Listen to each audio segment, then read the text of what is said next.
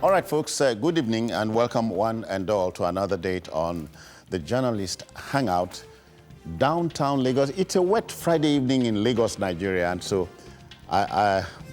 the show will go on regardless. I am Citizen Jones Hussein, and today on the program, APC talks tough on xenophobic attacks, asks federal government to nationalize South African businesses in Nigeria. Inspector General of Police promises to deploy special forces to fight insecurity in the Southwest. And later on, this one, former President of Zimbabwe, Robert Gabriel Mugabe, dies at 95. I'm hanging out with Dari Udufo-Okon. Dari is a little wet. Yeah, it's a rainy but never mind, you'll get... I'll get dry in here. Yeah, and they hang out. Welcome, Dari.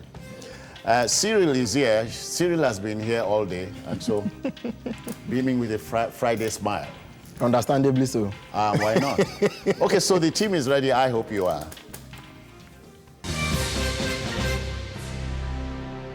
You know, relations between our nation and the Mandela country has reached an all-time low. Not even the copious references to Nigeria's unwavering support in the anti-apartheid years were enough to stem the herd instinct exhibited by the black South Africans. The national chairman of the ruling All Progressives Congress, APC, Comrade Adams Oshomole, has called on the federal authorities to nationalize South African businesses in Nigeria. In international diplomacy, the supreme art of war, Dari, is to subdue the enemy without firing a shot. So here we are.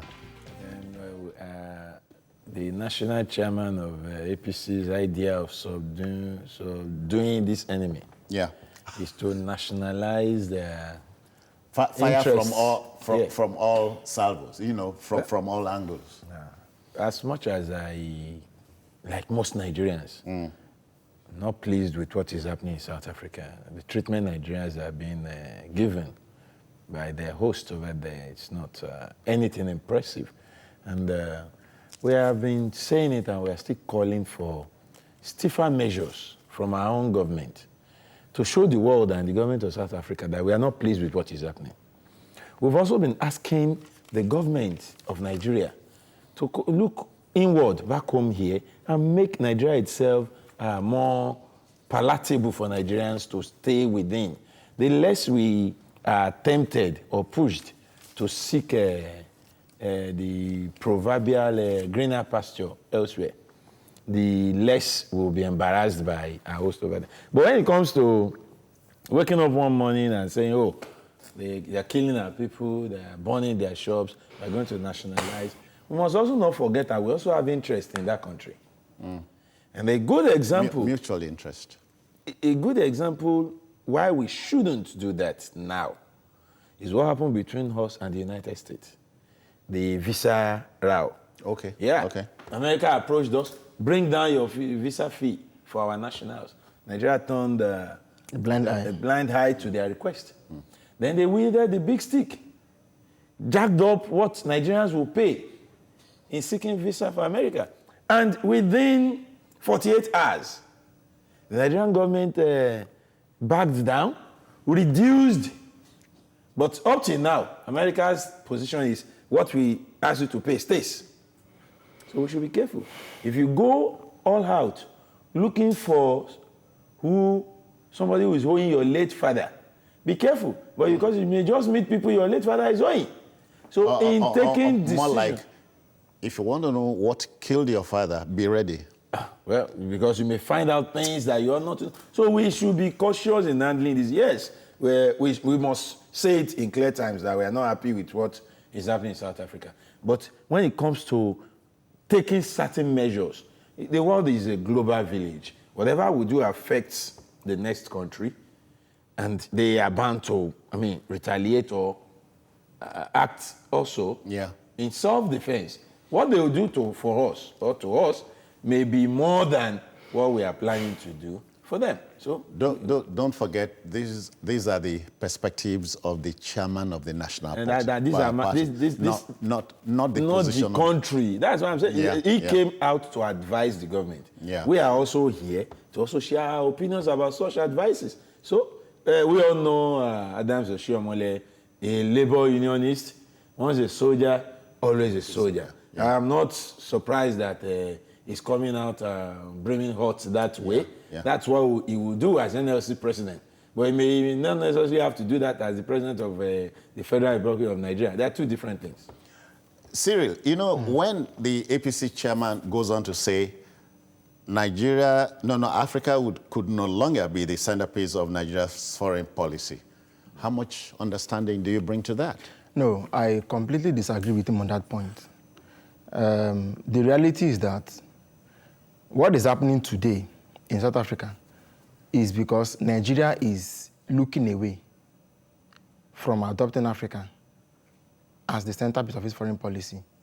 And even if we won't be able to do that for the whole of Africa, for the whole of the continent, sub-Saharan Africa, you know, the question of Nigeria's collaboration with South Africa, for instance, dates many years back. But the reality is that today, all of these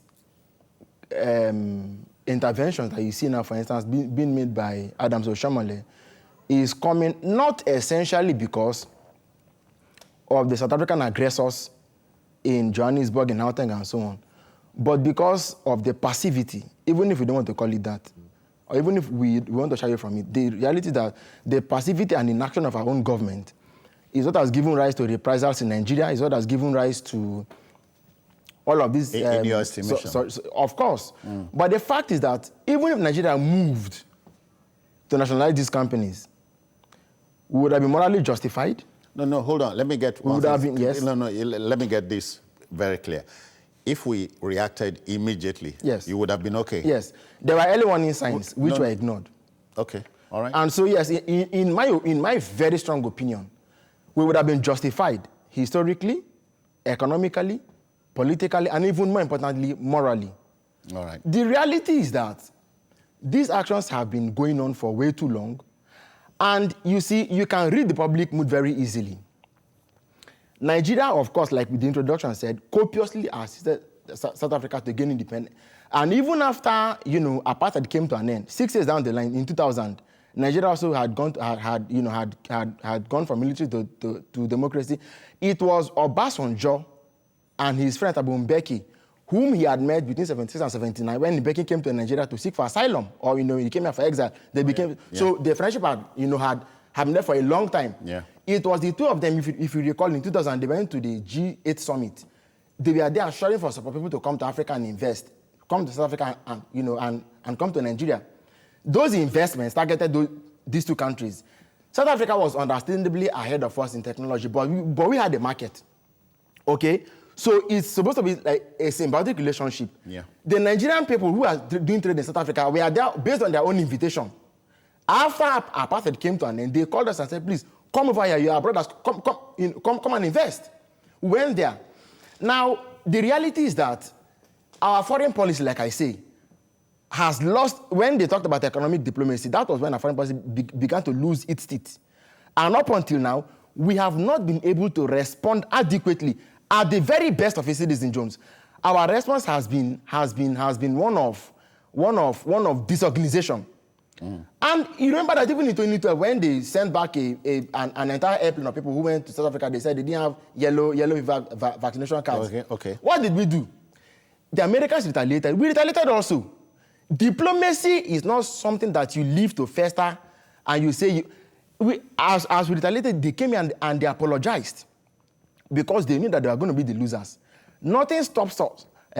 Recall also in the Jonathan years, a plane was seized, reportedly, because it had some contraband, quote, end quote, on it.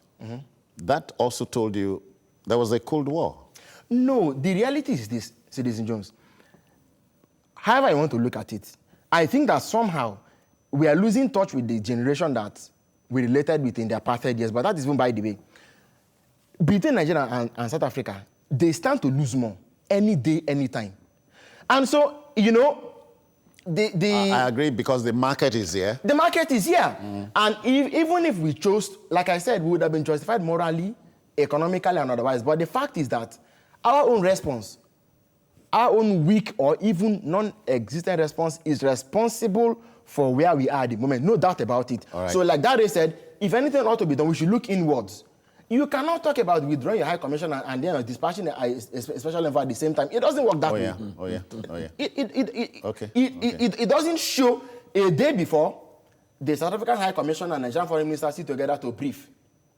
By the following day, a lot of these things just don't add up together. Okay. But I think let us sit back and put our act together and say what exactly is going to be the core or dominant factor of our foreign policy objectives, and then from there we can make... Where do we go from here, from this moment? Dare, the APC chairman also accuses the South African authorities of backing the xenophobic attacks. The people speaking up in South Africa that we refer to as South African authority, because I would say that because there has been no official position from the presidency in South Africa backing the xenophobic attack. But we've had a deputy chief of police saying things that are obviously encouraging to xenophobic attacks. Can you paraphrase that? Yeah, the deputy, I saw that on TV. Drugs. Yeah. He said, one, that South Africans will not surrender South Africa to any foreign national. At a time like this, that's provocative. He said something like, the South Africa they fought for is South Africa they want to hand over to their children and their children's children, and not to outsiders. Those are very, very provocative statements. Tendentious, as we say. Given the timing and the events of this time, these are not things a deputy chief of police should be saying. Then I have also seen online, I don't know how true that has been, a foreign minister or something, also a lady, saying things that can encourage South Africans to go for the jugular of other African nationals in their country. How did we get here? The issue is this. One, it is not about the government. It is not, you see, if we continue to look at this based on government-to-government relations, we won't get anywhere. We must look away from the South African government and the Nigerian government. We must begin to look at the Nigerian people in South Africa and their South African hosts. Yeah. Where a people feels we are jobless because you have taken our jobs. Where a people feels we are not good traders because you are doing all the trading. Where people feels we are losing our women to you. You see, for those who have been in South Africa, who have interacted with people, they will tell you these things, that these are the pedestrian causes of this problem. Okay. If you like, maybe remote. Pedestrian, okay. Remote, fine, but these are the root causes.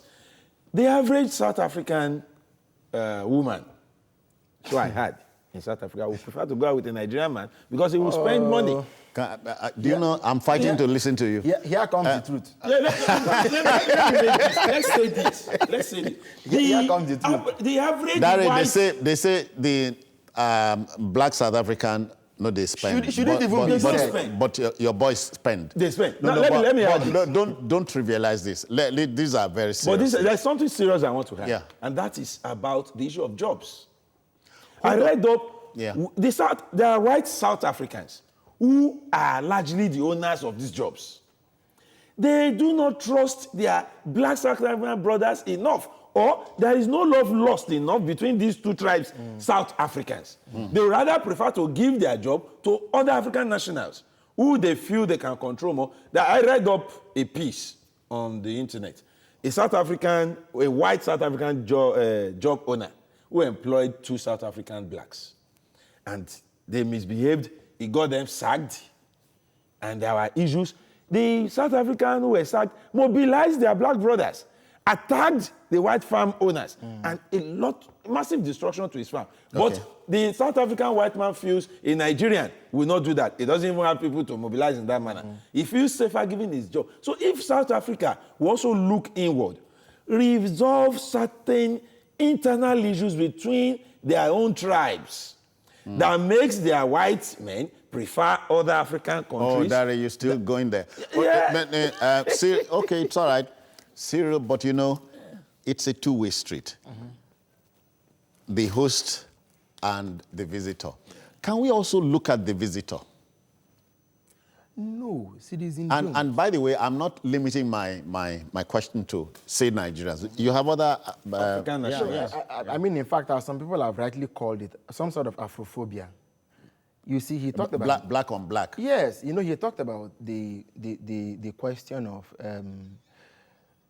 people trusting outsiders to give them jobs and so on. You have to realize one thing. You know, Mandela's inauguration speech in 1994 categorically said that the doors of their nation will continue to remain open as the rainbow nation that will accommodate every single person, you know, as far as you're African, and even if you're not just African, as far as you're here to identify with them, you're welcome. He opened the doors that much. To identify with them, yes. Underline that. Yes. In fact, he went as far as... Which is saying, if you get in there, you will conform. It's of only course, natural. Of course. Yeah. As far as you're here to help us, you know, you're welcome.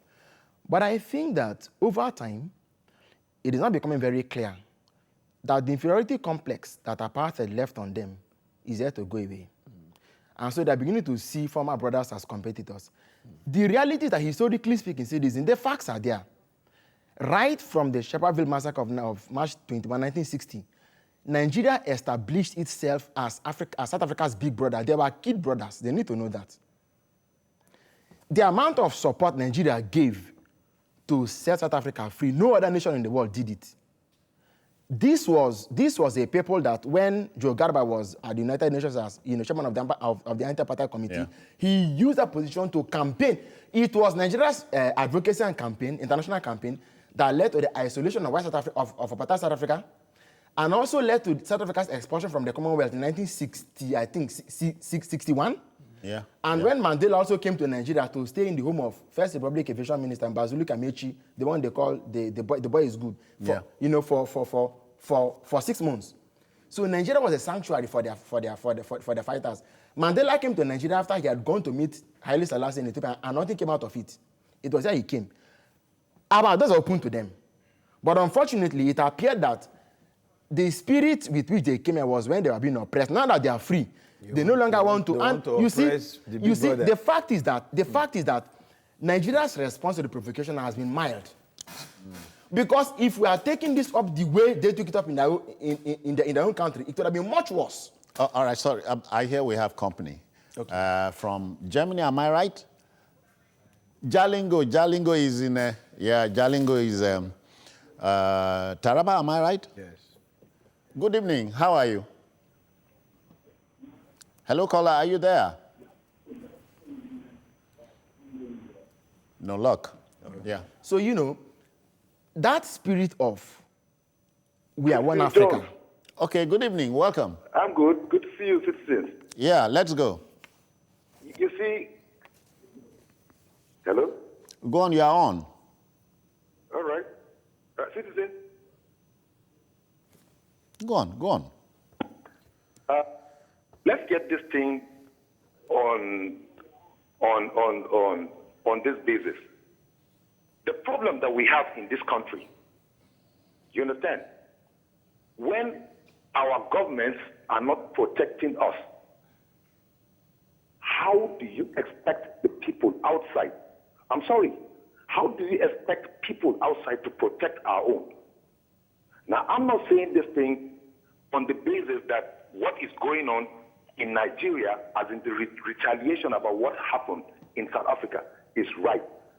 We just have to take this thing slowly. Our government needs to protect us before other countries would actually respect our government and protect our individuals. Listen, the problem with South Africa is this. They are lazy. That is just it. I've been there twice in 2001 and in 2002. They are lazy people. So they feel jealous about how other people will come into their country and occupy their space and doing good things.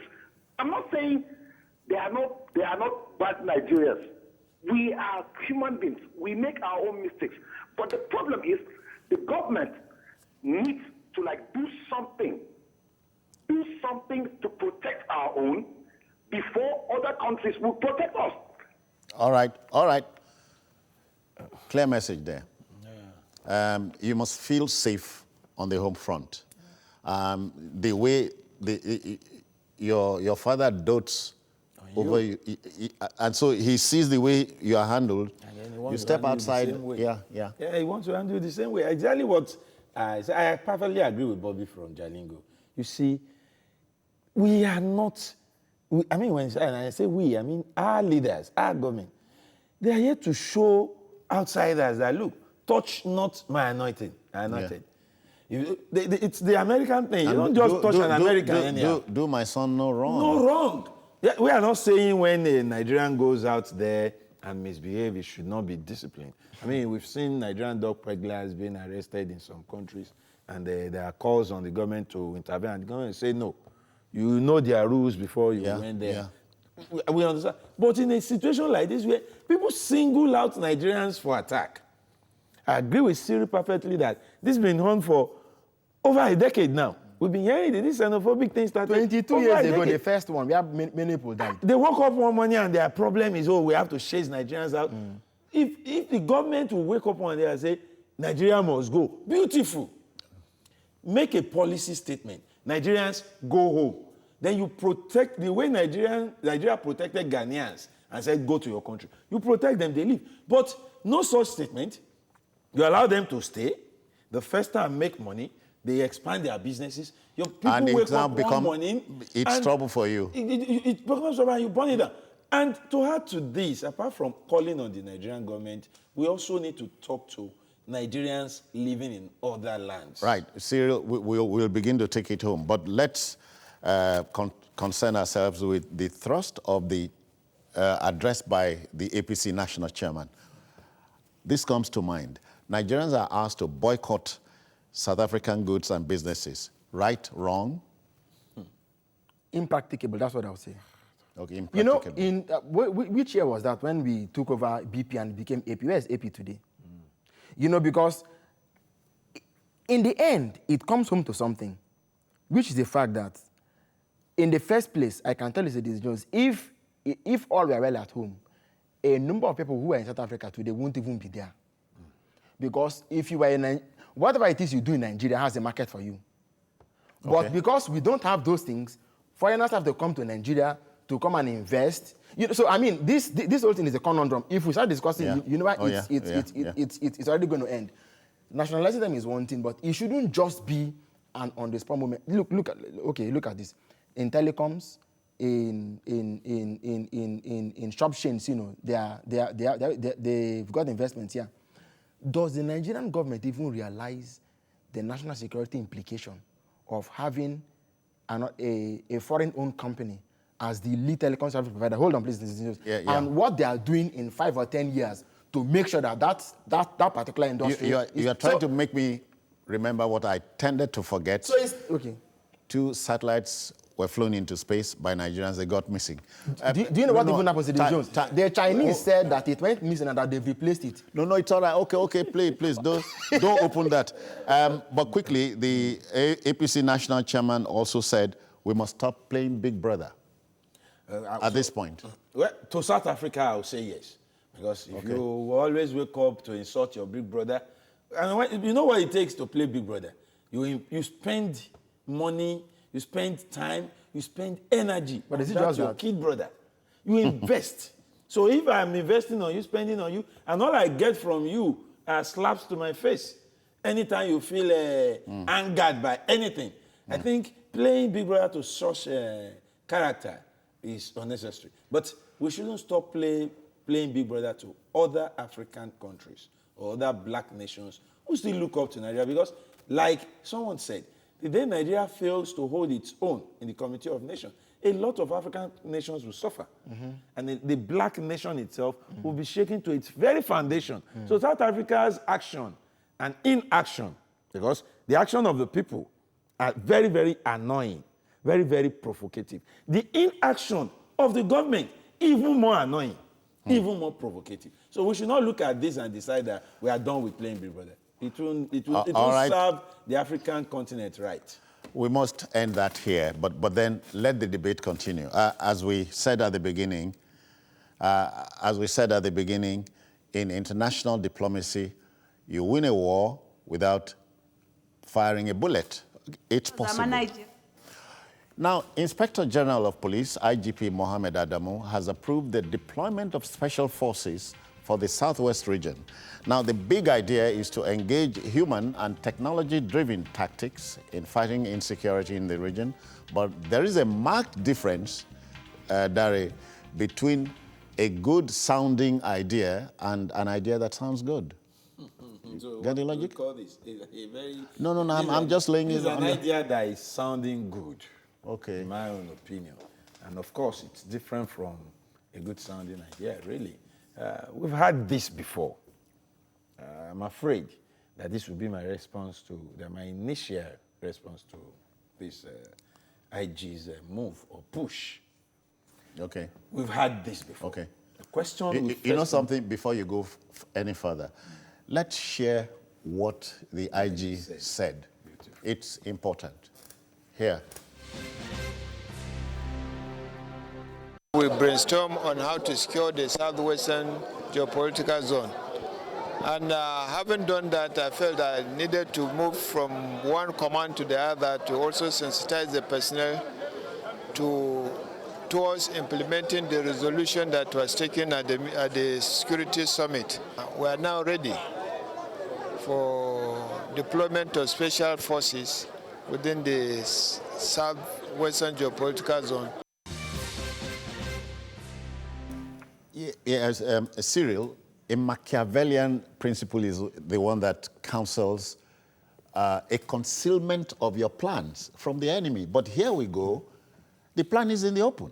No, there are times you also advertise your strength. Oh, really? Yes, it serves a purpose. It can deter the enemy significantly. Okay, you are telling us your men are kitted differently, blah, blah, blah, blah, blah. That's why you see weapon tests sometimes. North Korea tests a weapon, America tests a weapon, Russia tests a weapon. They send a message. Okay. Usually, if I understand warfare very well, you don't show everything.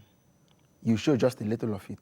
But you believe that what you have can significantly deter. You know, they say to prepare, if you want peace, be ready for war. Oh, yeah. If the enemy realizes what you have up your sleeve, he will change his tactic, or he will be careful. He will, you know. I believe that the IG should not only know what his men can do, or what he can do, you know, what the police can do. They should also have credible intelligence as to the strength of the enemy to be able to say, if we put this out against what they have, we can have an upper hand. But it is also, like Dari rightly said, we've heard these things before. You know, there's nothing new under the sun, really. Nigerian policing ought to be taken to another level. That era of, you know, the colonial philosophy of the police to serve the state ought to move now to serve the people. But that's not there. As the IG went from Oyo to Osun to Ondo to Ekiti. But and I think today he's in Ogun. But so he has spent an entire week in the southwest. But you know the truth? Yesterday, Gideon Okedayo, a professor of mathematics at Ondo State University of Science and Technology, was kidnapped. Now the unions are saying... Regardless. You know, now the unions are saying release him unconditionally. If I understand the sociology of what is going on very well, it is as if some people are saying, even if you're here, let us test your will. You see, because the fact is, crime and criminals do not give up easily. Oh, yeah. They don't understand. The language of threats is good, but you must apply, you know, something has to push them out of the way. And so while we are actually talking about an economy that can employ the youth, you know, who are often involved in these things, and that can, but the fact is that policing... Even though you must rub this in, they must be employable. Of course. Yeah. But their employability is not stricto sensu a result of what they do. It is, you see, because you go to school, and by the time you're out of school, what you learned and what you are expected to do in the market are not even on the same page. Oh, that's one. You heard about people who kidnaps a group, a woman also in Ogun, and asking for a bride price, palm oil, rice, and so on.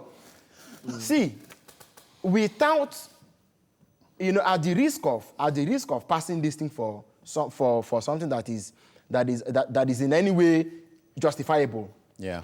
If you're going to nip crime in the bud, you have to nip it in the bud. You have to understand, you see, we have had banditry. You heard about what happened in Zamfara after Governor Matawale had the meeting with them. Yesterday or some days ago, Governor Masad also took the initiative. And the man is saying, he's singing a different song. But you see, the character of crime in the Northwest, from terrorism in the Northeast, to what we're having manifest in the Southwest, there are nuances. And so the IG coming all the way down to the Southwest to personally oversee what is going on. He's meeting governors, meeting traditional rulers, and so on. We are hoping that the master plan. Look, the time to crime does not need your strategy doesn't need time for dressing.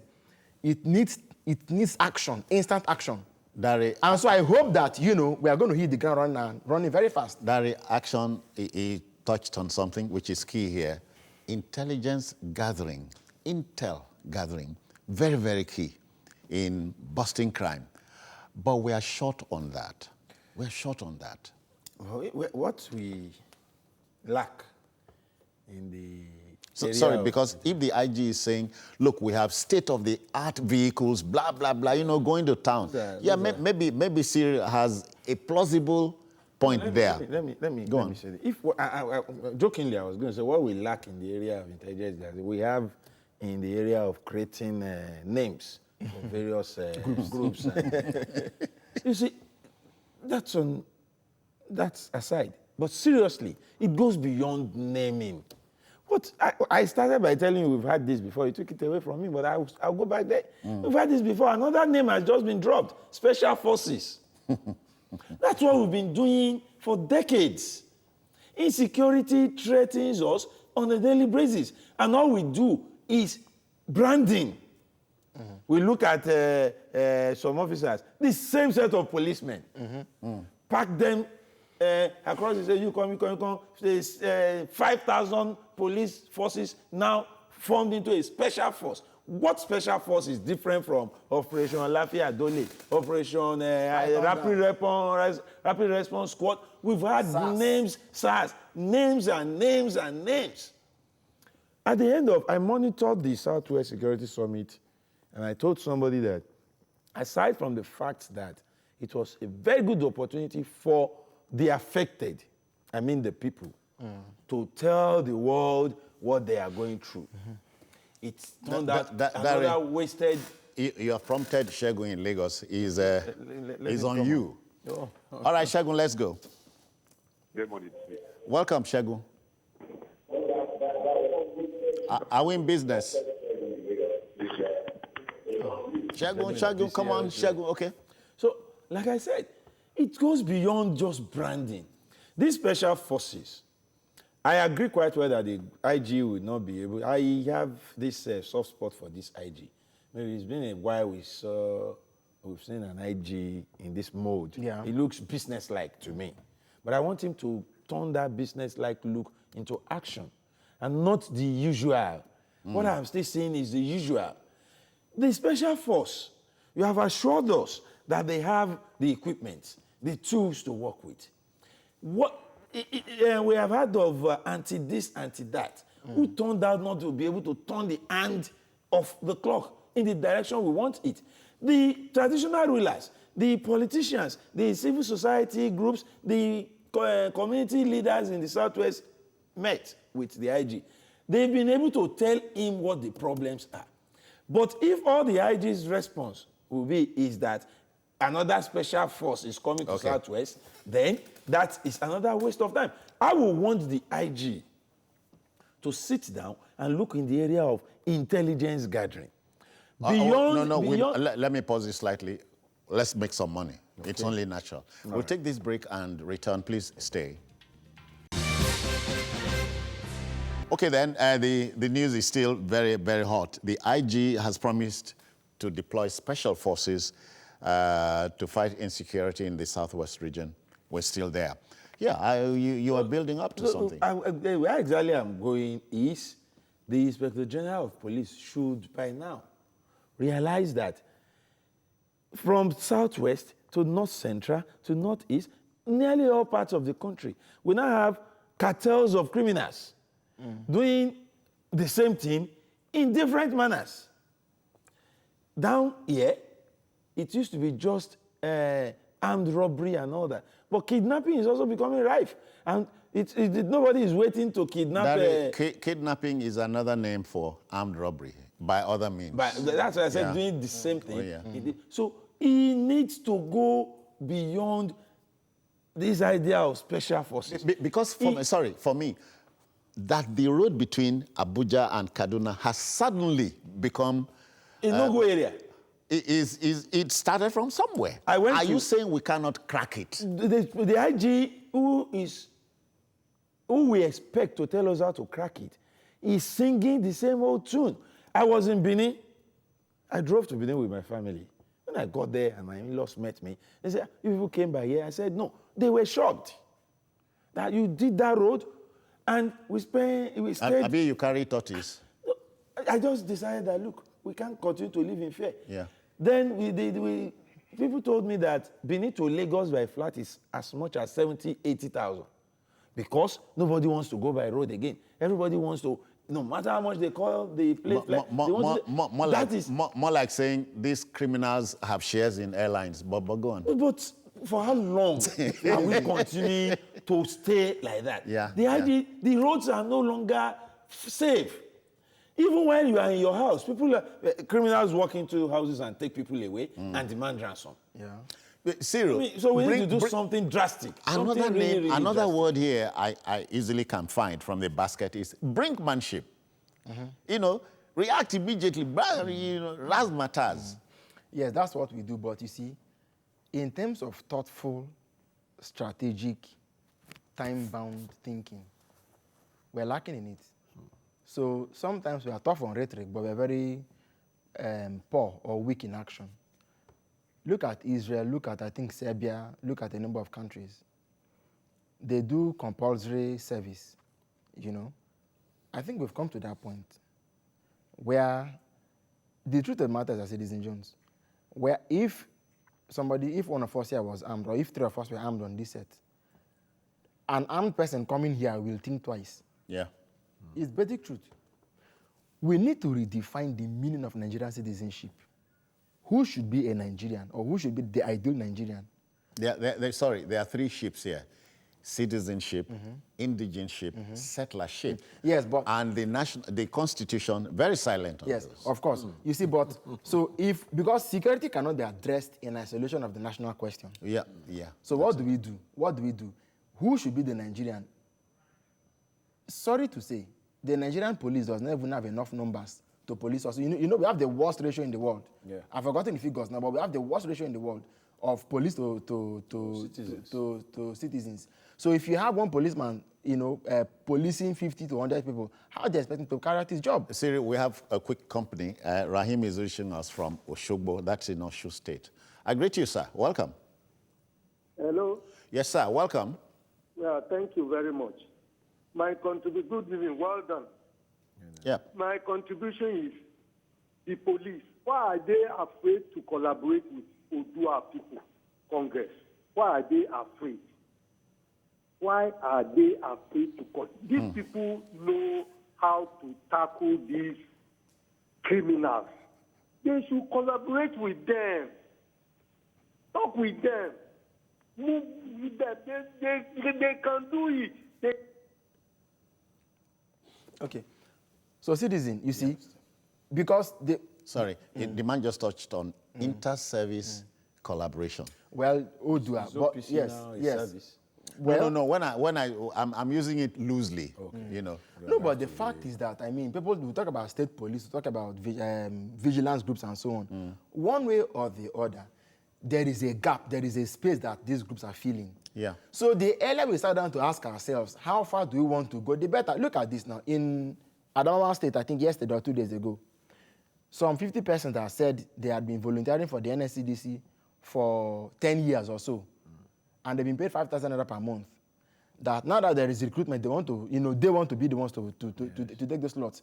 Whether it is true or not, I don't know. But if people have been volunteering for NSCDC for 10 years, and how much have they been paid? 5,000 naira per month. There is a shortage of manpower in our security agencies, no doubt about it. How do we feel that? And who should be a policeman in Nigeria in the 21st century, in modern Nigeria? Can the average policeman operate an iPhone? You're talking about technology. Yeah. These things don't come cheap. They don't. So it starts from the recruitment ground. Middle stage. You are recruiting the man who has come to join the force, not because he has no job. He has no job. If you see the people that they are recruiting these days, you know, the pictures of this, sometimes I wonder whether we understand that times have changed. I'm sorry to say this in Jones.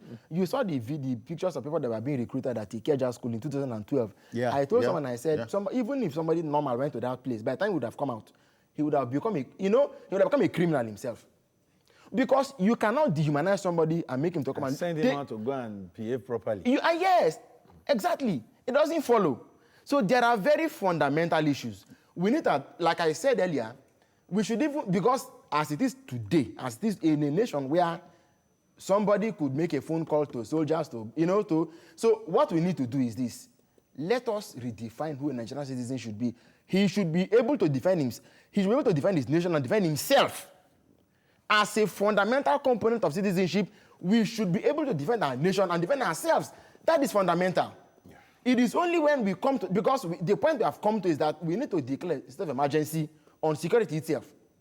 And so until we do that, all of these efforts that that we're putting together, do you remember when Obasanjo said that there are criminals in police force? Oh, he said so. And that a lot of soldiers and policemen... He must have said so from an informed position. No, hold on.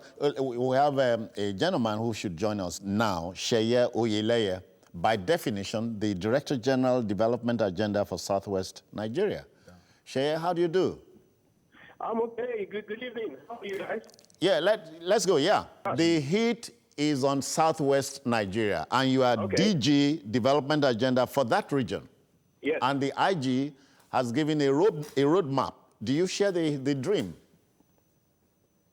Yes, the IG was in Ibadan on Monday and rolled out his plans for securing the region, which is obviously a welcome development.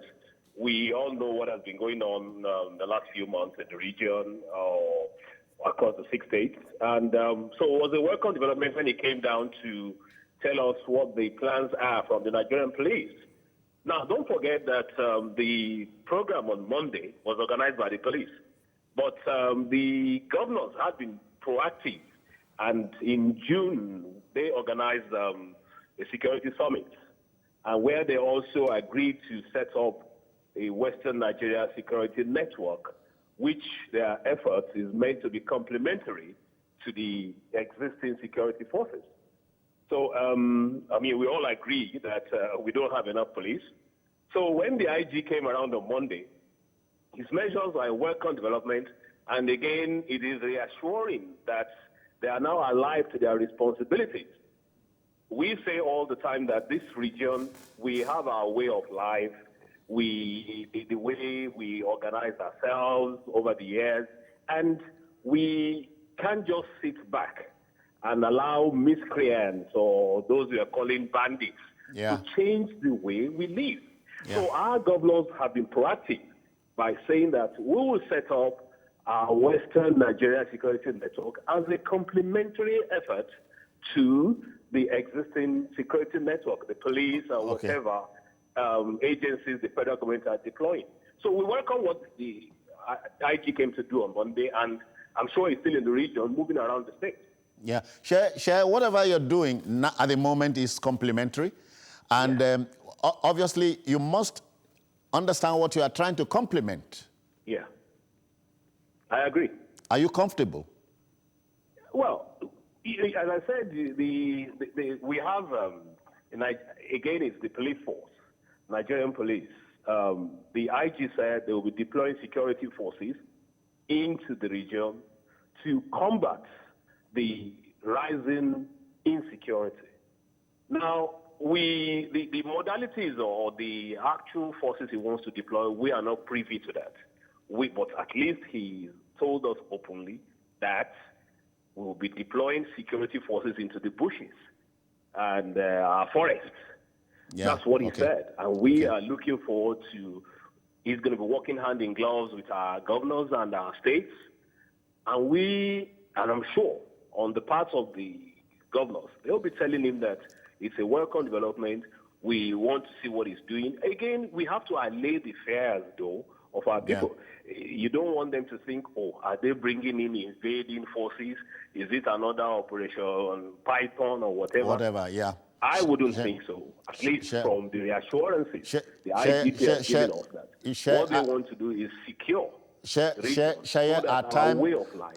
Our problem here is time, so let's both manage it. Shaya, many thanks for your intervention. That's a Shaya Oyeleye, DG Development Agenda for Southwest Nigeria.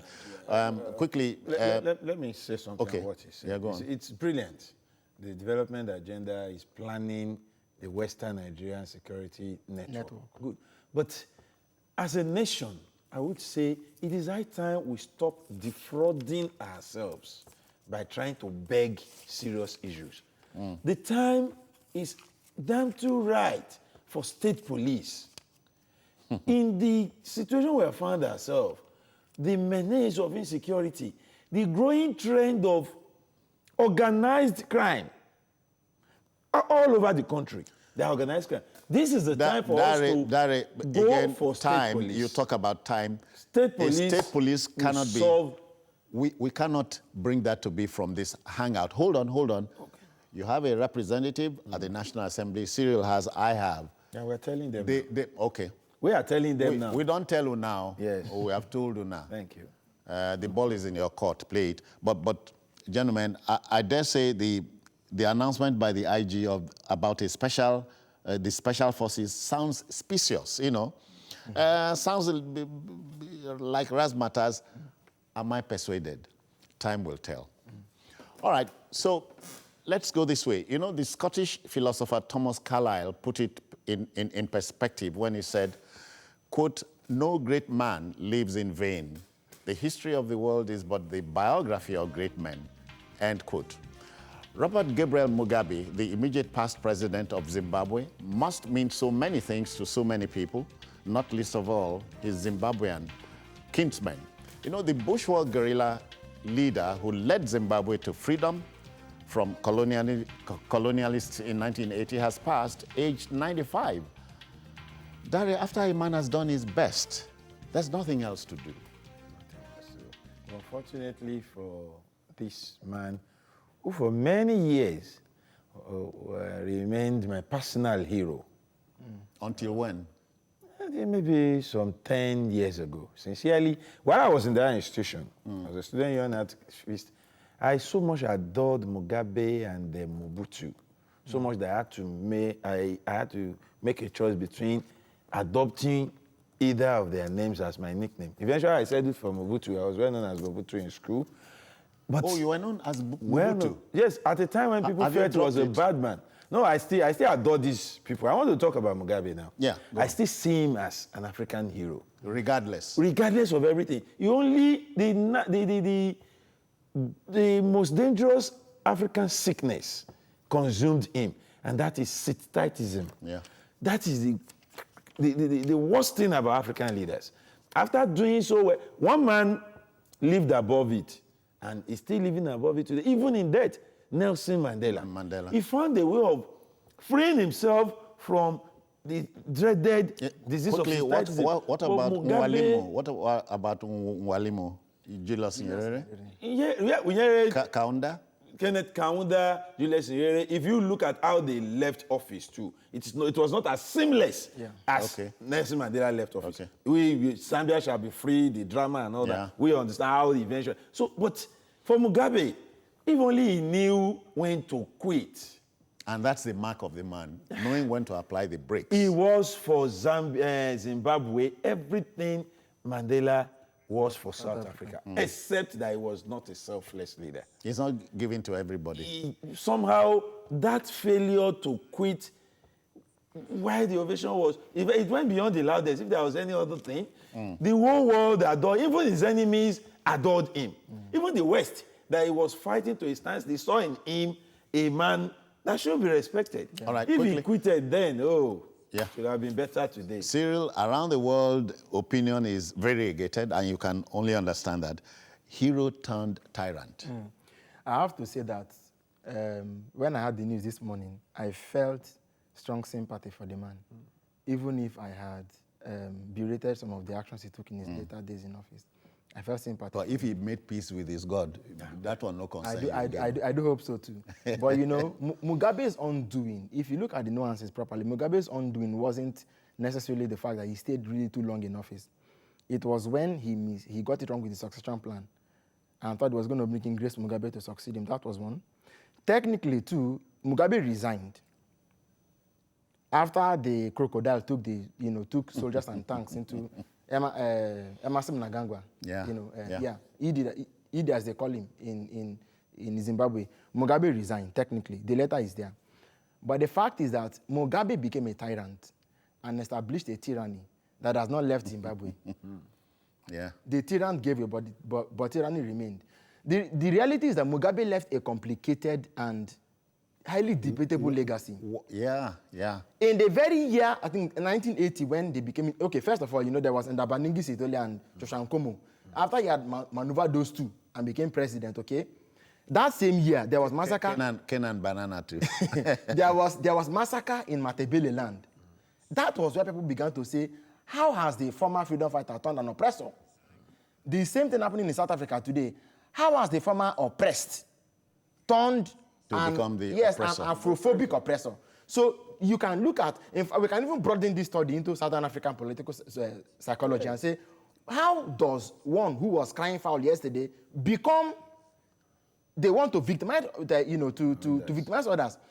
The card Mugabe sold was this same pseudo xenophobic card to say, white farmers were taking all the lands that belong to blacks. That's it. Those white farmers came to Kwara State under Governor Saraki then. They came to farm here. He displaced them. People said, here comes our hero. Come the day, here comes our hero. And Mugabe said, black people, but take all the land. They didn't see it coming. That someday, both the land and their freedoms will be taken together by the state. Unfortunately, when we write Mugabe's story today, it is going to begin from the way it ended. Not the way it started. All right. Not the way it started. Yeah. And that's where the real cut of the man came through. And, but you said something, I hope it was you or him. Many a great man in this life have been felled by women. Yeah, the role of Grace Mugabe. See, the feminists are going to come after you. No, do I drop that? No, I just answered you. Okay, I don't come the roles of Grace Mugabe in all this should be left for posterity. Okay. Because she was not there. Sorry, posterity now in Bowman. Yeah, whoever posterity or whatever, Grace was not there at the very beginning. Yes. We must remember. Yeah. Grace came in. At the time Grace came in, Mugabe was already sitting tight. Mugabe was already turning the heat on his own people. Mugabe was already acquiring more than the people think he should take. Mugabe was already building his own tyranny. So Grace came and complemented what the husband was doing already. And the man lost grace. He lost grace. He got grace and lost the grace of his people. No thanks to grace. Okay, but no, please. You the Kosamu. But let's tell you that Mugabe scored a first, the most certificated president of any country on the planet. Wow. But what about one or two quotes, one or two jokes? This, if you love schoolgirls, sew school uniforms for your wife. You heard that from, that's what I'm told. And this one, how do you convince the upcoming generation that education is the key to success when we are surrounded by poor graduates and rich criminals? Came from him. Yet he typified these things. But some of these things were actually concocted and credited to him. But not to take away the fact. But that's one thing we will miss, because tomorrow if I see anybody coming up with this man, but citizen, not to throw it away. Mugabe was a philosopher king, doubtless. Oh yeah. One. Number two is the fact that you see, he left a Zimbabwe that continues to have the highest literacy rate in Africa. I think about 90%. Oh, yes. Oh, yeah. Sure. Yes. It is. Yeah. All right. I hear we must go. Leave Zimbabwe alone. Let Robert Gabriel Mugabe should rest in peace. make he go rest. Yeah, he deserves to rest. After a man has done his best, there's nothing else to do. Dare Udufor, many thanks for your time. And Cyril Abaku, many thanks for you. So that's our program for today and the week. You may also find the program on other platforms we'll show on the screen and on YouTube at youtube.com/TVC News Nigeria. The feedback channel remains the same. Well, on behalf of the Backroom Boys and, of course, my colleagues here, I say have an enjoyable weekend. Bye-bye now.